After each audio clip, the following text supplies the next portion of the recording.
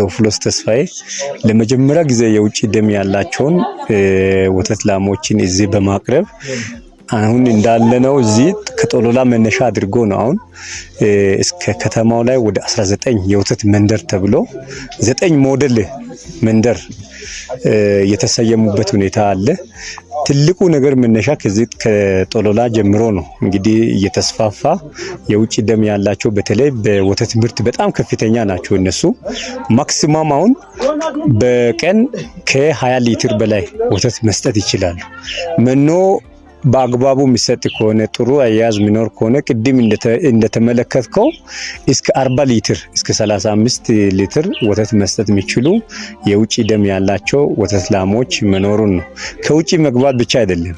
አሁን ወይዘሮ አስካለ አባቤት ቅድም ያየኸው በአንድ ሀገረሰብ ማለት በአበሻ ላም ተጀምሮ እስካሁን ድረስ ዝርያቸውን በማሻሻል ነው እስከ 100% ደርሰው አሁን ላይ እስከ 40 ሊትር ወተት በቀን የሚያገኙት ማለት ነው። ስለዚህ በጣም በከፍተኛ ሁኔታ ነው የወተት ምርት ጨንቻ ላይ ያለውና ከዛ ባለፈ እንዳልከኝ ከ4000 እስከ 5000 ማክሲማም ገበያ ቀናት ላይ በተለይ በሳምንት 4-5 ቀናት እስከ 5000 ሊትር ነው ወደ አርባ ምንጭ የሚጓዘው በየቀኑ ማለት ነው። ይሄ ማለት ምንድነው?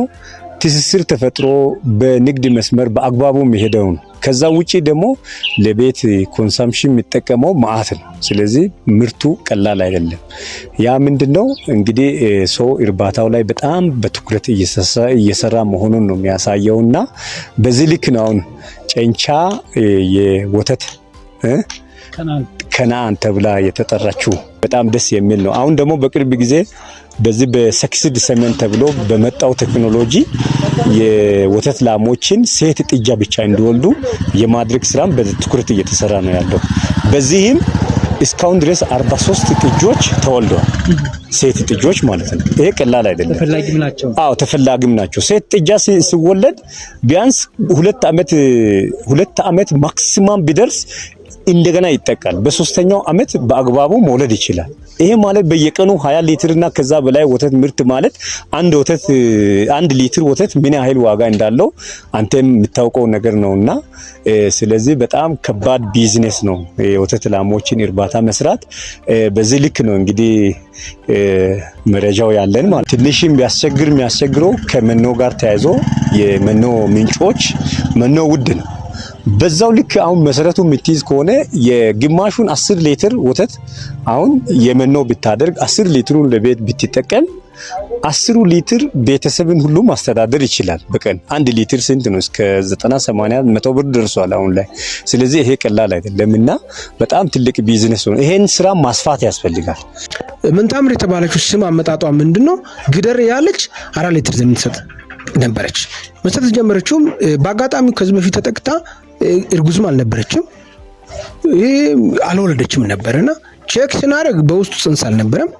እንግዲህ ይሄን ካየን በኋላ ኦኬ እቺ አልነበረችም። ነገር ግን በውስጡ ግቷ እየጨመረ ስለመጣ ይህ በረከት ነውና ወተት መውሰድ አለባችሁ ብለን ነበርና ዴይሊ በቀን ከ4 እስከ 5 ሊትር ስትታለብ ነበር። ይሄን ለአንድ ወር ያክል ካለቡ በኋላ ነው ሌላ ቀጣይ ተጠቅተው በረ ወርዷል። በረን ወልዳ ነው 40 ሊትር መታለብ የጀመረችው።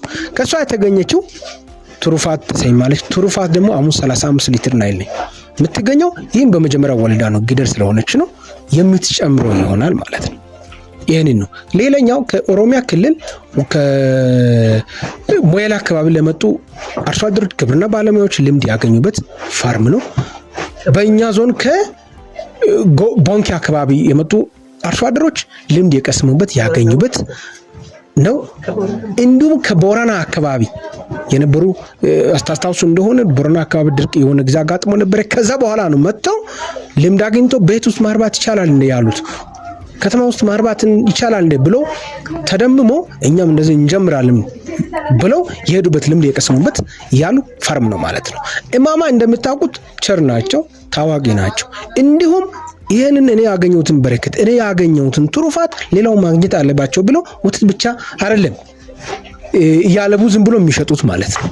ለሌላው አካባቢ ሌላው የኔ አካባቢ ማህበረሰብ እኔ ጋር ባለው ኮርማ አስጠቅቶ ሌላ ወተት ማልብ አለበት ብሎ ኮርማ አገልግሎትን ጀምሯል። 2015 ላይ ነፃ ለማህበረሰቡ ነፃ የኮርማ አገልግሎት ሲሰጡ ቆይተው አንዳንድ ደግሞ ኮርማዎች የሚያስፈልጉ የዚህ የመኖ ስርዓቶች ስላሉ ያን ለመሸፈን ያክል በቀን 100 ብር ከአንድ ላም 100 ብር በማስከፈል አሁን ብዙ አርሶ አደሮች ያመሰግኑበት ስርዓት አለ።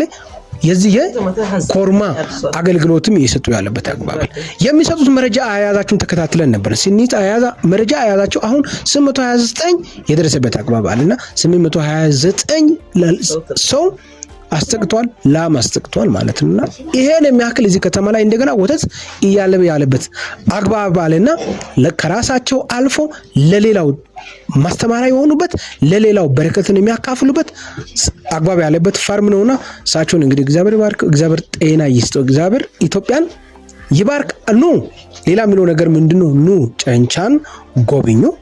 ጨንቻ የወተት ተፋሰስ ነች ስንል እንዲሁ ባዶ አይደለም ወይም ወሬ አይደለም።